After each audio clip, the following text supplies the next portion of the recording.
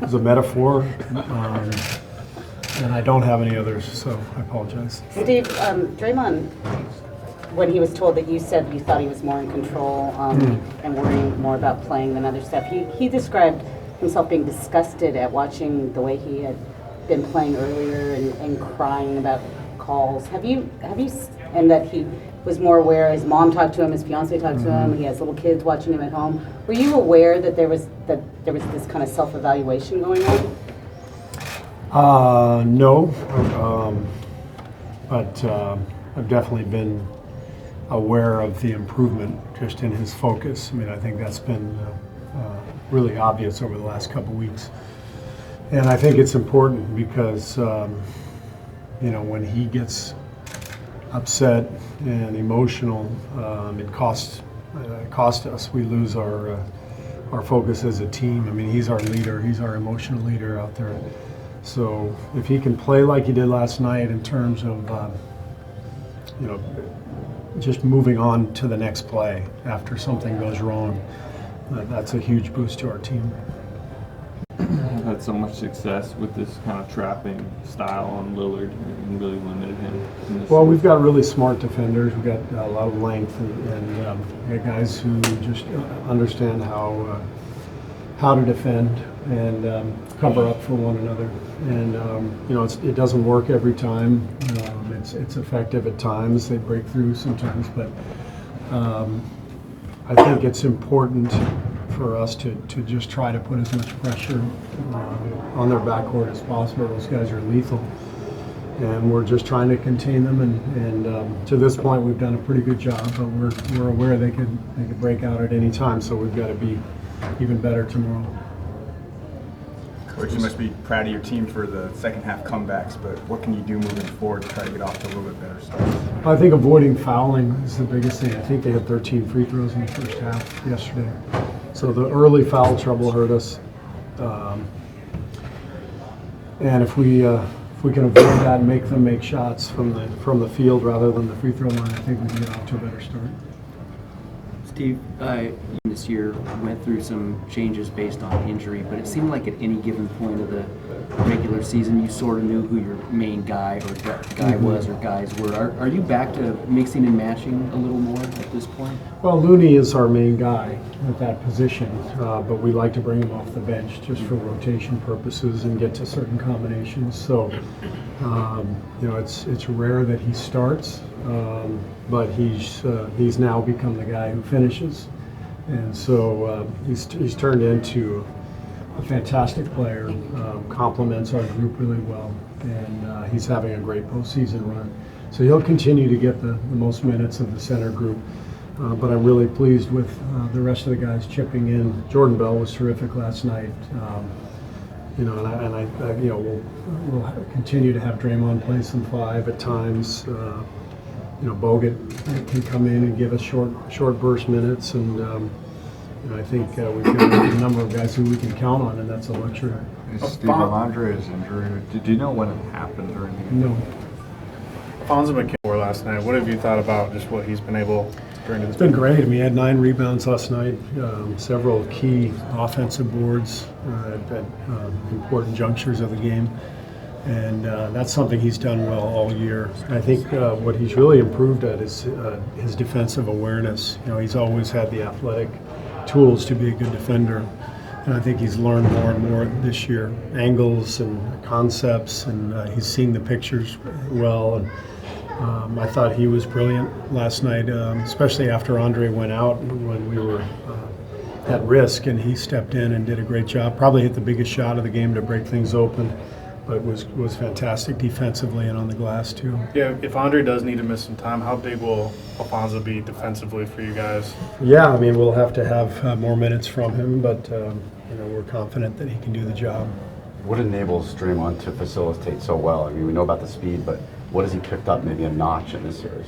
I'm not sure he's picked anything up. I mean, he's been great throughout the playoffs. I think the biggest thing when Kevin is out, Draymond's going to have the ball in his hands more, so that's probably what you're seeing. He just has more responsibility on his shoulders.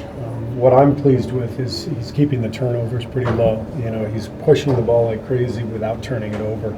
And that's the key, because if he can generate that kind of pace, but we can still get into our offense if nothing's there, we're still going to get good stuff. So as long as he's under control and pushing the pace, we're in a good position. Coach, do you think this series kind of like set a tone for the comparison or the discussion of the backcourt? Excuse me? Do you think this series kind of like already set a tone for all the discussion of the backcourt in this league? Our backcourt? Yeah, your backcourt and also their backcourt, like Portland's yeah. backcourt's in the league for sure. Tremendous talent out on the floor all at one time, and they're all fun to watch. You know, I have so much respect for CJ and Damian, and watch them a lot. You know, during the year, enjoy watching what they do, and then watching our guys obviously is a pleasure. Coaching them every single night, and to see all these guys playing against each other is amazing. Damian had a rough start to the game last night, but how do you kind of Damian Jones, yes.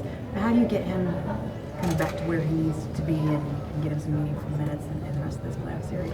Well, he hasn't played much in a long time. I put a lot on his plate. We knew it was going to be short minutes, and we just wanted to get his athleticism and speed on the floor. Things are moving pretty quickly out there, especially when you haven't played in a while. And so he did fine. It was just the fouls. There are a couple cheap ones, but then he bit on the pump fake, and that was the one that sort of cost us a little bit. And then we went to Looney and JB, and they came in and did a great job. But Damian's just got to keep playing. That was a great experience for him last night. And he's got bright days ahead. But it felt like a good opportunity to offer him, and it didn't go great, but he'll learn from it. Scheming up to face this guard, centric offense in Portland compared to last series, which was guard centric, but I guess kind of Houston runs their offense differently. It's just a different team. That's the biggest thing is, with both Houston and Portland, it's a 5-man defensive effort, like it is with most teams. But you just feel like you have to, when you go into these series, you have to look at it strategically, like how can we best make an impact in a positive direction for our team. What does that mean? What's the best way to approach this?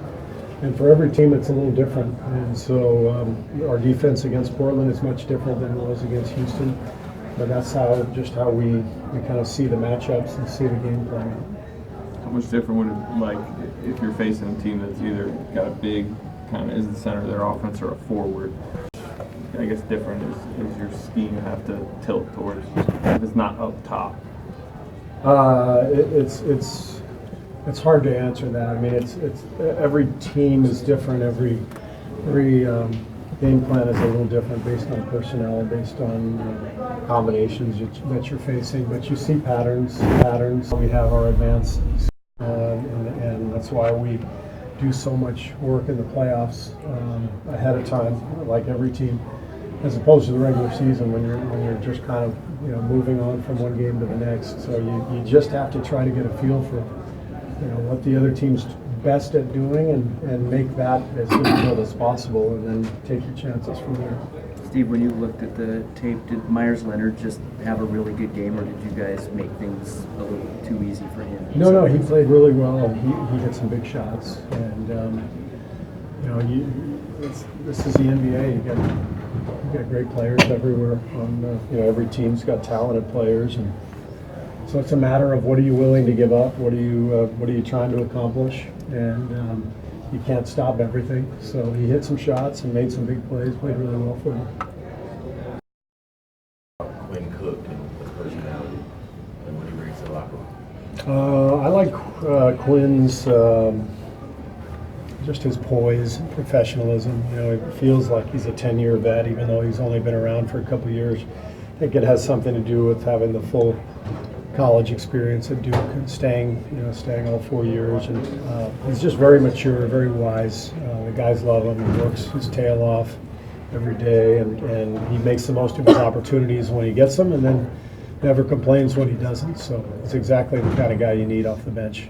Is he unusually popular for a guy on the bench? It seems like you said the guys love him. It seems like they really love him. Yeah. It's important to have guys on your bench who are popular. Does that make sense? Speaking from experience, you, right? Yes. I think it's, I guess what I mean is, the guys on the bench have to understand their role. They have to embrace it and succeed in it, and support everybody else when they're not getting a chance. And when that happens with a guy like Quinn, the rest of the team sees that. And it's what's tough is when you've got bench players who are, upset that they're not playing, and that's the difficult part because everybody wants to play. So when you can find the professionalism and production of a guy like Quinn, that's a huge find. Injuries, you guys are relatively fresh right now, given that given that you're at this stage of the postseason.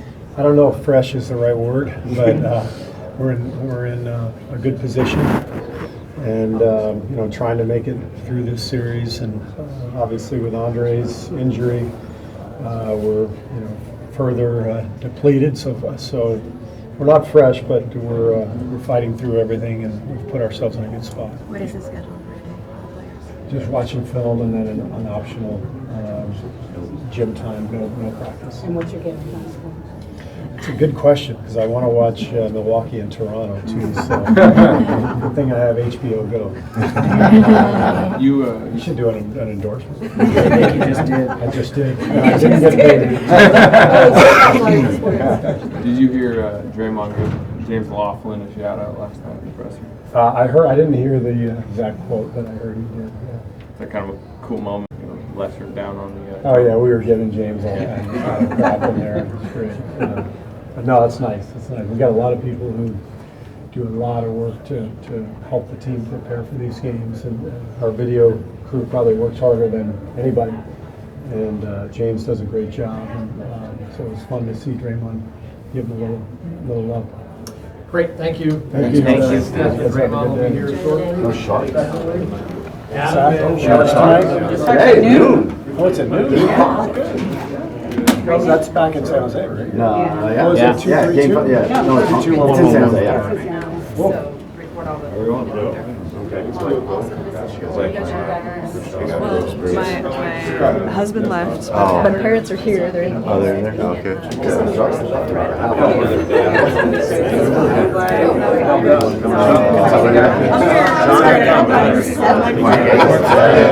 Why did you guys both heard about that? I was like,